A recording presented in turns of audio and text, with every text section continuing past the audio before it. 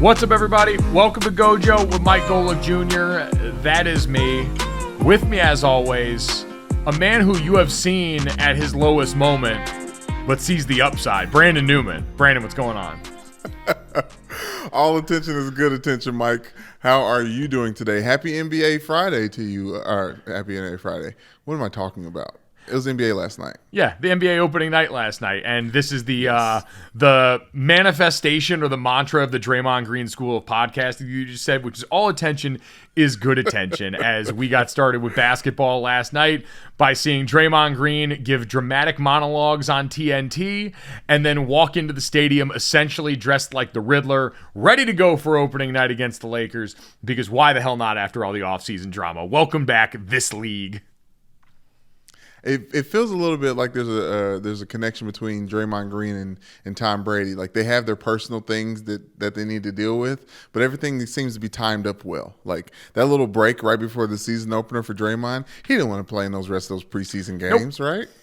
Nope. Wanted no parts of that. It gave him time to go out and start crafting content. And as people here who always encourage you to subscribe to our content, the Gojo Show, wherever you get your podcasts, downloading, subscribing, rating, and reviewing, it gave Draymond Green plenty of time to go back, get in front of the cameras, get the folks over at Turner, who we know he's probably going to be going to work for after he's done playing, to come around and help him turn out this monologue. And the one you and I were referencing here, where Draymond Green very dramatically looks in the camera and says, "I had someone tell me they've seen you at your lowest moment." I was told the world has been able to see one of your worst moments. Look at all the upside you have now.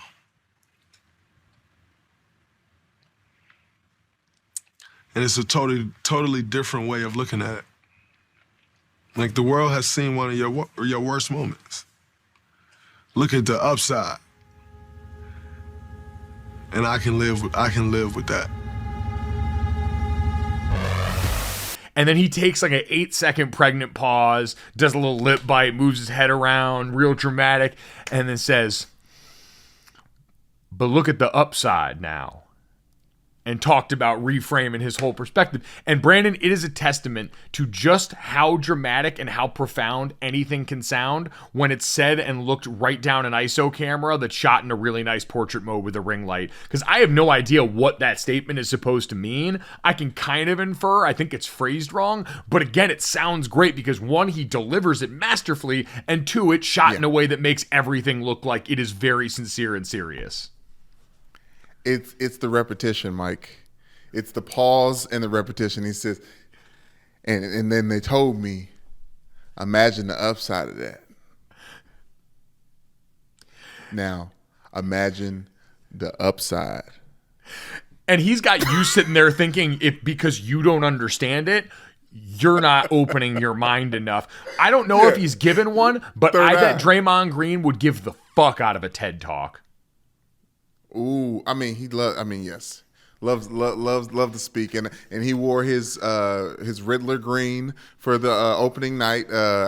He may be watching House of Dragons, which is very, very funny. I found out recently that black people, regardless the HBO called it the House of the Dragon, we all call it House of Dragons. I just found out recently it wasn't called House of Dragons. So, but like Allison coming out with the green, ready for war, right? But also Taylor Swift in the album tonight, this week, I feel like he may be tapped into the pop culture in that way because, you know, her embracing the snake mentality and whatever the hell else. It all feels like it's connected. I wouldn't doubt it here. New media approach to covering all of this from Draymond Green. Speaking of new media here, we've also got a young person who is still currently playing professional sports going to join the show today. We're excited to talk to Julian Love, New York Giants safety and captain, former Notre Dame Fighting Irish star as well. Going to stop by and talk about the Giants' hot start to the season. They're 5-1. They are one of the hot teams in New York, which has plenty of them right now. The Yankees moving on to the next round of the postseason as well. But very cool to catch up with him, a guy who Daniel Jones is quarterback, Saquon Barkley, their running back, and certainly Brian Daboll, their head coach, all really people that are very much talked about in the NFL universe and very much at top of mind right now because of how well that team's done. Yeah, I mean, at week 6 this far in the NFL season, for all the articles that come up when you type in the Giants are the Giants as good as their record shows? Like, okay, I think you're on the right side of that. Yes, like I say, you take that over the 4-11 season or 4-12 season, wherever the hell it was last year. The fact that they've already won more games than they did in the 2021 season has to be a huge sigh of relief in that building. So we'll talk to Julian about that. Amazing. Super pumped. He's a great dude, awesome guy, awesome representative for the university and that team, and that's why he's a captain in this team. But Brandon, before we get to that, they opened up the spice rack at the owners' meetings. Man, it is getting mighty testy out there very, very quickly. We had heard all the talk surrounding Daniel Snyder, the owner of the Washington Commanders, after the report by Seth Wickersham and the folks over at ESPN talking about how this guy had been out here hiring private investigators to dig up dirt on other owners around the league, on the commissioner Roger Goodell, all that going into the owners' meetings. And then we got reports last night from Seth Wickersham and Don Van Natta that apparently Jerry Jones and Bob Kraft had a dust-up, where Jerry Jones reportedly told Robert Kraft, "Don't fuck with me," when they were discussing Roger Goodell's compensation package. Like, apparently everyone just came in there a little testy based on the current situation. Well, I imagine, Robert Kraft just had his surprise wedding, so I don't know if Jerry Jones was invited. I bet a bunch of those owners were a little bit perturbed that they didn't get the invite and Tom Brady did. But it's like, we've known each other way longer, Bob. Yeah, I've been trying to stab you in the back for years and vice versa. How dare you undermine that relationship? But so it started off with a bang there, and in any other news cycle, that would have 100% been the story. Roger Goodell on how much he's paid is something we love digesting as a public. I think they said he's made like $128 million in his career as being the commissioner of the league. It's insane. I understand counting people's pockets, especially in NFL, but when they asked Obama back in the day, it was like 2013, if Roger Goodell should be getting paid as much, I'm like, okay, let's can we stop this? Like, let's not ask Obama about it. I was going to say, I would hope Obama's worrying about different shit than how much Roger Goodell is paid to go out here and soak up blows for all these owners. But, any other week, Jerry Jones as part of that headline, Roger Goodell as part of that headline would have been the story. But man, Jim Irsay felt like being the one. So, with all that backdrop of the recent Daniel Snyder article, the ongoing investigation by Mary Jo White that is being done into the workplace and some of those allegations made against Daniel Snyder and company, you had Jim Irsay come out and say, "I believe there is merit to removing him," meaning Daniel Snyder, "as the owner of the Commanders. There's consideration that he should be removed." He said Snyder's issues have a, quote, long history, and the allegations of workplace misconduct span more than a decade. Brandon, one of the 31 people in charge of these franchises stepped out and actually said what the public's been saying for a while. I know we're always hesitant to feel like anything's going to happen in these situations, but this feels the most like something that we've had in a while. This feels the most like something that could finally tip the needle in the way that so many of us have thought it should go for quite some time. Yeah, Mike, and I think the messenger is the most interesting part to me. Personally, it's like it seems as if it's the one who has the most dirt out publicly that has the freedom to move and isn't afraid of this the boogeyman that is Daniel Snyder and whatever dirt he and his PIs have on him. He's like, Jim Irsay is like, okay, no, this isn't what the NFL is about. We all know it's not what it's about. We all know it's kind of what it is about, but we need to make sure we clean it up and make sure it's not what it looks like. It's about, yes. Here's the direct quote. He said, "It's not what we stand for in the NFL, in the National Football League. I think owners have been painted incorrectly a lot of times by various people in various situations. That's not what we're about." And Jim Irsay is right. If they want to clean up the way the people look or think about the owners from the media, from the fan perspective, from the player's perspective, you have to get guys like Dan Snyder up out the club. And we'd like to believe it's that simple. And it probably should have been in this, but we know that's not what drives this. Like, the reason all of this is happening now is because reportedly you have pissed off the other owners enough, one, with these ideas that you're following around trying to go and air out their business, which in something that was described by Daniel Snyder calling the NFL owners a mafia, that's a no-no, is stepping out and airing out company family business in public. So you've got that there, and then there's the fact that Daniel Snyder could not go and secure a new stadium. You're fucking up the cash now. And we know that's the one thing that you really can't do in this group, let alone be the guy that people reportedly don't like very much in that as well. And so all of it leads back to Brandon, because we got statements from Daniel Snyder, who had leaked a very public letter that he sent to the other owners saying what he thought about the allegations that were lobbed his way, trying to push back and deny the reports that he had hired private investigators ever, let alone to dig up dirt on the other owners, acting appalled that Jason Wright, the team president, was not empowered to go out there and create change, as the reporting had suggested. And then you had the Washington football team putting out a statement in response to Jim Irsay's statement saying that, for them, they are surprised that he would come out and say this with an ongoing investigation right now.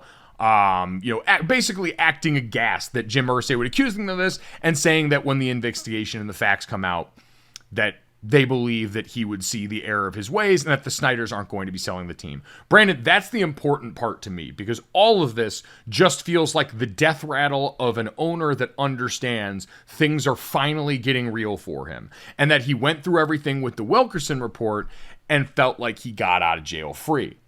Because everyone, the first time around, when you had all these women coming out with allegations of sexual harassment, with bullying in the workplace, all these things that went into the Wilkinson report, you had a team that was essentially forced to clean house, that pointed back to that and said none of the executives in positions of power, when all of the alleged impropriety happened, are currently there anymore. You had the $10 million fine, and then you had Daniel Snyder turning over day-to-day operations of the team to his wife, Tanya, and stepping away. Essentially what the NBA tried to do with Robert Sarver at the Suns before things went sideways there. Now, the other problem with that was, with that report, it never went public. There was a summary of the findings released. There was a lot of vague stuff about how bad it was there, but nothing that you could do, basically creating plausible deniability, so Dan Snyder didn't have to sell the team, because maybe the other owners were afraid that people would go poking around in their workplace. Maybe it's all the things that we assumed when we saw the Gruden emails come to light, but none of the rest of those emails make it out, is these are all people that don't want too many folks poking around in their business, because when you go looking for trouble, you might just find it in these circles. And so you had all that go on there, where they were able to kind of push that away, and they got away with it. They, like, every part of that, all of that vaguity and all of that anonymity, it ended up having the desired result, which is you had John Gruden lose his job, you had a bunch of people in the Commanders organization lose their job, but not the person at the top of this thing.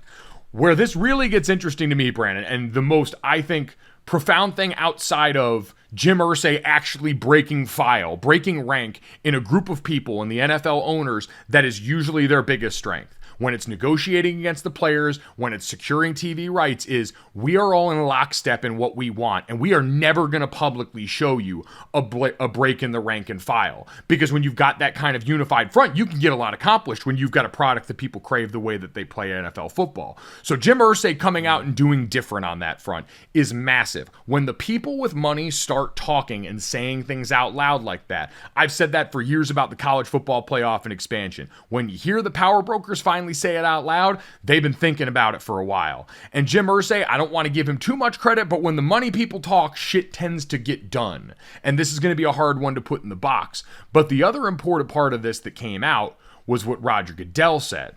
What Roger Goodell said about the ultimate findings that we're going to see come out of this. And I want to get this right verbatim, so let me pull this up here.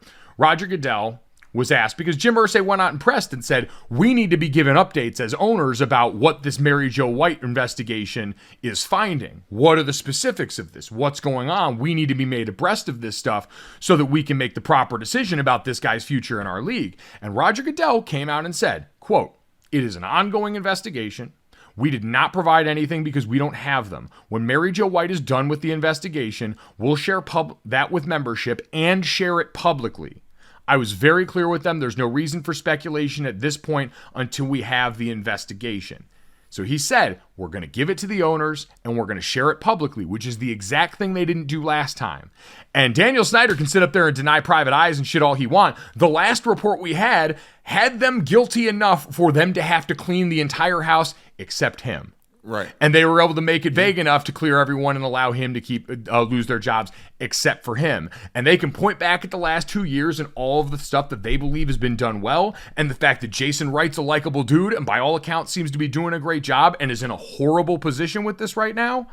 But when that report is made public, I don't know what world exists where, and I shouldn't challenge the NFL and professional sports to find a way to wriggle out of impropriety and keep their money, because we've seen them do it before. But that part of the commissioner saying, oh yeah, no, this is going to be made available to the public, feels like that'll provide all the ammunition they need to go out there and be able to get this guy out of the paint, if that's what the owners want to do for whatever their reasons are. You just got a commitment that this thing's going to be made public. And so now there's no going back from that. And Jim Irsay, like you said, being the one that already doesn't seem like he has much to lose, who's probably looking at the other owners and say, come on in, guys, the water's warm. I've done all my bad stuff in public and I'm still here owning this team. What's the worst that could happen to you? The answer is probably a lot of really bad, but I'm not going to go too far and say that I think Daniel Snyder is in his last days. All of this feels like it. This all feels like a hit dog hollering the last acts of a desperate man who knows his back is against the wall right now.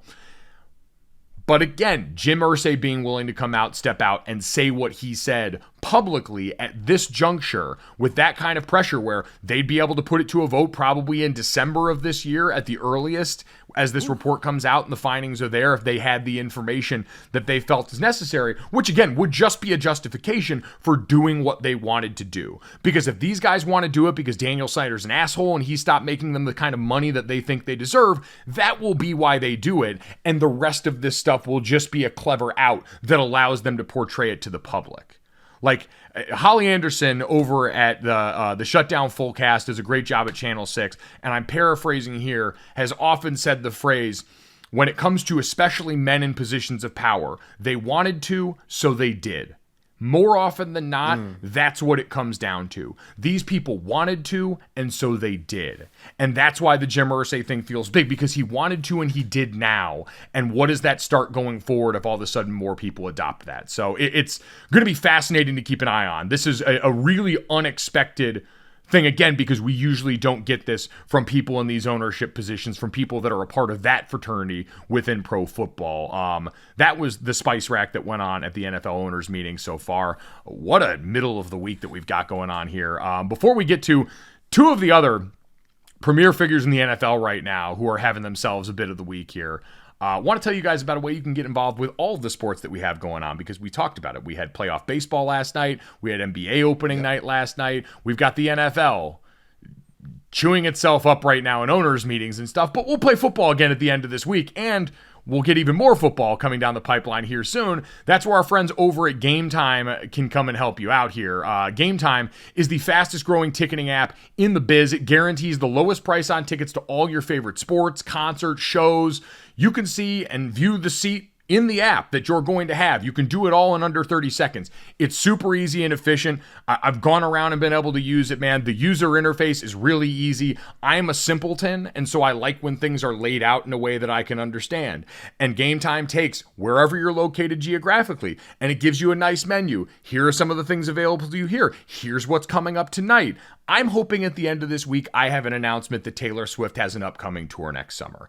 I'd really like to see Taylor Swift in a stadium. And if she happens to be in town and I find out the day of, I can go on this app, I can find a ticket for the lowest price I'm going to be able to get it, and then I'll be able to get a look at where I'm sitting and go get involved in the action and see one of my favorite artists of all time. You can do that as well. It is that easy. Cheap tickets, last minute, all available at your fingertips. Download the Game Time app, create an account, and redeem the code GOJO for $20 off your first purchase. Again, that's GOJO, $20 off your first purchase. Terms apply. Download Game Time, last minute tickets, lowest prices guaranteed. Hey, the Clippers play the Lakers on Thursday. Might be able to get nasty if I don't want to go and buy Clipper Vision or whatever weird streaming app that they're trying to sell me right now, which I want to know, like, I know we always make jokes about it being a Lakers town in Los Angeles. How many people are really going to go all in on Clipper Vision and want to watch all of that stuff? Like, yeah, especially who's already paying for Spectrum. Right. Like, I'm already giving money to a million different streaming apps at this point. I'm downloading other apps that are telling me how much money I'm spending on apps just so I can ignore how much I'm spending on apps with that knowledge. The last thing I need to do is add Clipper Vision, whatever the shit that ends up going to be. Brandon, something that we definitely might want to tap into, though, is what's going on with Russell Wilson and Tom Brady. I lump them together because I think when we look at the week that both of them have had, there's kind of a parallel experience that's gone on, right? With two quarterbacks that have been, in Tom Brady's case, the greatest we've ever seen do it, and in Russell Wilson's case, one of the premier winners of the last decade of sports since he entered the league in 2012. Been a Super Bowl champion, multi-time Pro Bowler. We know the MVP thing. We don't have to get into that, but he's been one of the name guys at the name position in the league. And we saw both of these guys for so long in their organization as these unassailable football robots. Both of these guys, PR gods, the guys that very much embodied the don't say anything offensive ever model of playing quarterback and then going out and matching it at a high level. They seemed so football obsessed that you were never going to knock them off their perch. And now they're both in different spots, and it seems like they're going through it in very different ways here recently, Brandon. And based on the way that's happened with Russell Wilson leaving Seattle, where he had always been viewed as part of the solution, being looked at by many as the one being done wrong. They're not letting Russ cook. If you're going to choose between him and Pete Carroll, people like me said you should choose Russell Wilson. He's in his, he's in his early 30s. He plays the toughest position to find. He's been super durable. All these things about the trajectory there. Then this guy leaves and goes to Denver, where he's supposed to be the answer to their problems. He's supposed to be the one you plug in after all this quarterback hell they've been going through, and that's going to get you to the promised land. And now he's banged up and the team has played like shit. Tom Brady left New England and managed to go win the Super Bowl without Bill Belichick. Huge narrative moment. The sports talk conversation we've been having for a fucking decade now got decided on the field, and that guy's doing it, showing more personality than ever, drunk on the boat after his Super Bowl celebration, doing all these commercials. We felt like we were getting more Tom Brady than ever before. And now for Tom, going through what appeared, the reported divorce off the field. The team on the field started the season beat up and not performing well. Tom's on the sideline screaming at his players. You get the reports about him missing the walkthrough to go to Bob Kraft's wedding. All of a sudden, this guy that looked like a football robot that would march on forever and make us all miserable, not only looks more human on the football field than we've seen in a while, but more human in general. We're getting more of his life than ever, and it just seems like it's so strange. It's like growing up as you start to learn more about your parents, right? Like when you're a kid, you look at your parents and they're the authority figure in your life. They're the people who you look to for guidance, who have their shit figured out all the time that you want to be like.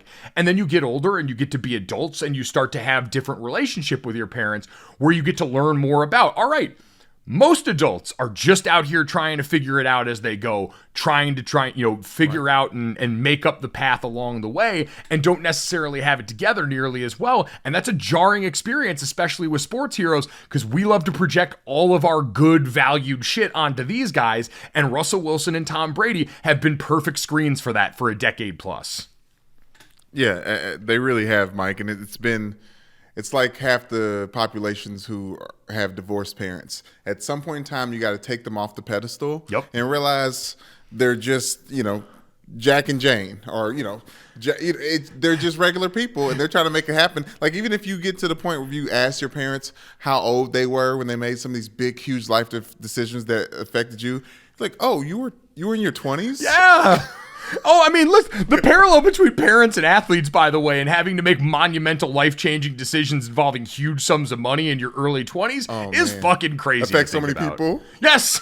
Yeah, you're making decisions that will affect the lives of others. As a parent, it's your life, and as the quarterback of a team who's 25 with more money than God and the hopes and dreams of the franchise on your back, it's a daunting task. And no wonder they're not doing it perfectly there, because who could in most of those circumstances?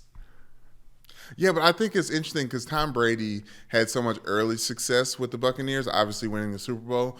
but it seems like that's more indicative of what Tom Brady does. Like, he had that early success as soon as he got a chance to start for the Patriots and never came off the field. Like, he starts hot and then works through the adversity as it goes on, but it doesn't seem like he has the time, patience, or energy to fight through this adversity that's in front of him with the Buccaneers right now. Well, that's the interesting part to think about, right, is who is actually positioned between these two guys. And you could lump Aaron Rodgers into this maybe, too, based on what he had happen to him last season. But the play was still really good last season. So it's just interesting it's happening to both these guys. Now, I would say Tom Brady is much better positioned to be able to pull out of this tailspin, right? Half the reason we get to have this conversation is because Russell Wilson's getting MRIs on a hamstring that might have been injured late in their game in the loss against the Chargers on Monday Night Football. He's already got that muscular tear or slight tear in his shoulder that he's been nursing. We're going to have a very similar situation to what happened with Baker Mayfield last year, where we know someone is going out there hurt. Because, man, hamstrings don't get better during the season. They don't. Unless you're going to sit Russell Wilson down for a long time, hamstrings do not get better during the course of a football season. And all the reporting is trying to really hammer home that this is a very serious injury. That's not going to get better. That team's already banged up. Javonte Williams out for the year. Garrett Bowles out now. You already lost so many parts that would have helped you do winning football, and the quarterback's banged up and not playing great. Tom Brady's at least healthy. Tom Brady's team around him is getting healthier. Like, you got some of those parts back up front. You've still got Mike Evans in that wide receiver room. If Chris Godwin's able to stay healthy and on the field, like, he's definitely in better position to turn it around. Yeah, I mean, and Russell Wilson, there's just no foundation there. You hear about Marshawn Lynch and Richard Sherman talking about Russell Wilson and trying to reach out to him, and they couldn't get it. I'm trying to remember. I'm trying to see who couldn't reach out. It sounds like Marshawn Lynch tried to reach out to a struggling Russell Wilson and only got to his manager and was very upset with it and says, if I can't call you direct, I ain't calling you, especially if I went to war with you. So I only bring that up, Mike, is because I think it is the tangibles or the intangibles, the all the different things that are surrounding Russell Wilson and Tom Brady that were antics that we ignored when they were putting results out on the field, right? The fact that Russell Wilson was this like different character of a personality didn't matter because it seems like whatever happened, whatever cat and mouse game between the Legion of Boom and Russell Wilson resulted in winning games on the field. Now that that's not the case, is he an actual franchise leader or is he a talented quarterback? Like, there is a difference between the two. There is. Well, I think it's what you mean by that, right? Because as someone who's the face of a franchise, Russ does a really good job. He is everything you want a CEO to be, standing in front of the podium, right.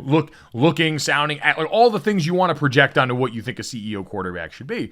Yeah, personality-wise, he seems to be a little bit of a different sell. I don't want to go too much because I think there's been a lot of people that are unloading some frustrations about Russ that feel pretty personal in ways that I don't get right now. Like, this guy has been known for basically three things as long as I can remember in his career, right? Like, obviously, besides the off-the-field stuff, I'm talking about on the field, right?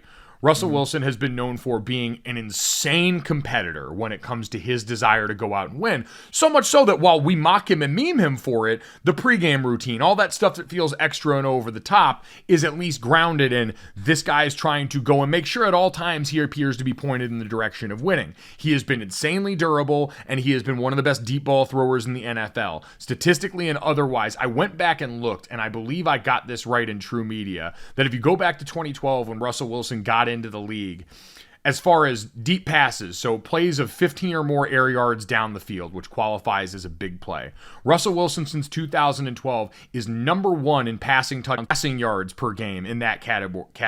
Damn. Like, he is one of the best at that particular aspect of football. And now you go to this season, he is banged up, so you're not getting the durability of Russell Wilson. They're certainly not pushing the ball down the field in any sort of meaningful way, so you're not getting that aspect of Russell Wilson. And so having the insane competitor that I still believe is certainly in there, but then in a different context, because you pointed that out, and I think that's the big part for both these guys, right, is context is so much of the situation. We talk about how important it is where quarterbacks land.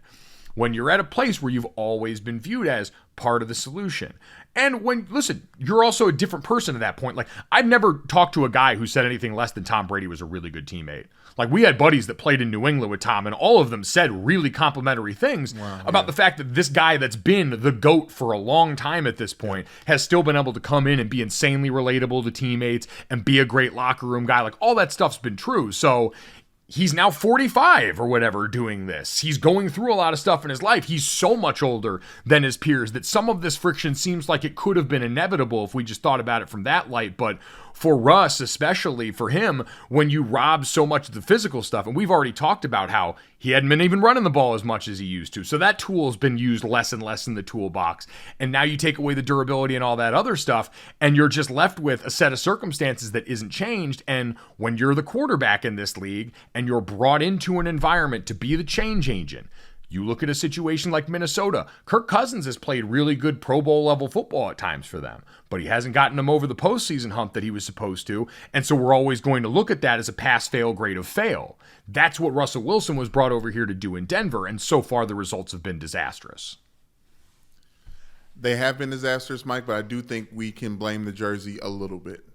Because one thing we hear from Russell Wilson in these pressers is, I'm built for this. I'm built for the good times and the bad times. I'm built for the ride. Let's ride. And if you look at his history and you look at his receipts, he actually is right. Like, Russell Wilson has been terrible at point in times during the season and then turned it on and had a nice little run and picked it up, and everyone's so happy to be around him.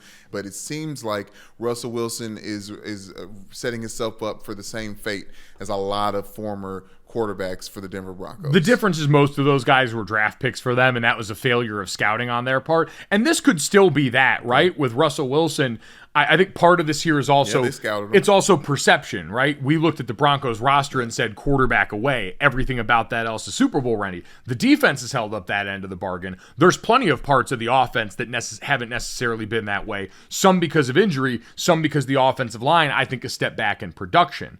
And then you have Russell Wilson, who let Russ cook all that stuff in the last few years. I think we let some of that, really what felt like prolonged saga of him and Pete butting heads, influence and have a lot of us, myself included. I'll try and make this an I, me, my thing. I looked at that and always thought, well, Russell Westbrook is being held back by a head coach who wants to live in an era of football that may have passed us by a little more, where you can win on defense in a run game the way that they did during those early years with the Seahawks. Now we're looking and saying, all right, there might have been signs that Russell Wilson was not the same guy that we saw for the majority of the middle of those 20-teen years, and that we should have seen that coming. So that context and that change in that highlights all of that. And when you have those two forces coming together, plus injury, you get what we have now. And that's why, to go back to the kind of the overall point with this, for Tom Brady, as much as the off-the-field stuff seems to have been an aggravator around here, and we're hearing more about it because they're losing, there's a very real chance they can right that ship, because the NFC South is not a great division, and this is a team with still a ton of talent on it that just has struggled to put it together early in this portion of the season. With the Denver Broncos, they're probably screwed because this team is injured in too many places, including quarterback, and is in way too good of a division in the AFC West to think you're going to go out there and figure that up stuff on the fly with the core of your team as beat up as it is. I'm even off of talking about how great the AFC West is. Honestly. Well, yeah, I mean the like, Chargers didn't need paper. overtime to beat that Denver Broncos team, so that's a good point. Right, with the kicker with one leg. Like I'm a little. I think we do this every year preseason, talking about crowning people on paper, and I think we crown that division on paper. It's top heavy because it has the Chiefs in it, and I mean hell, the AFC East may be just as more competitive than the AFC West. I don't know about that, just because like it'd be a different story if nothing had ever happened with Tua and we had gotten to see what the Dolphins were going to look like as a complete outfit. He's coming back. Because you're right. But it's the top heavy. It's the top heaviness. It is. Like if everyone's eating off the trickle. Because the Patriots are going to be a lot better than we think they are. They are, but again, so much of this, and this is the difficulty in trying to do too much of this division stuff once the season gets going, because for so much of it, it has been the curse of the Chargers and injury there, the Denver Broncos and injury there, the Raiders maybe just being the Raiders type thing and dealing with this division, but gave the Chiefs a hell of a game. Like, you looked at that, and in the sample size where they're playing against the team, it still looks pretty good. Yeah. So it's it's a situation where I just think it's hard for the Denver Broncos and Russell Wilson because he's so banged up to write this. Tom Brady might still have a chance. That is a busy, dramatic, chaotic week that's been going on in the NFL. So we are going to take a quick break, take our breath, and talk to a member of a franchise that's not dealing with any of those problems right now. Life is good for the New York Giants, and we're going to talk to their safety, Julian Love, about what's gone into making this season a success for New York so far.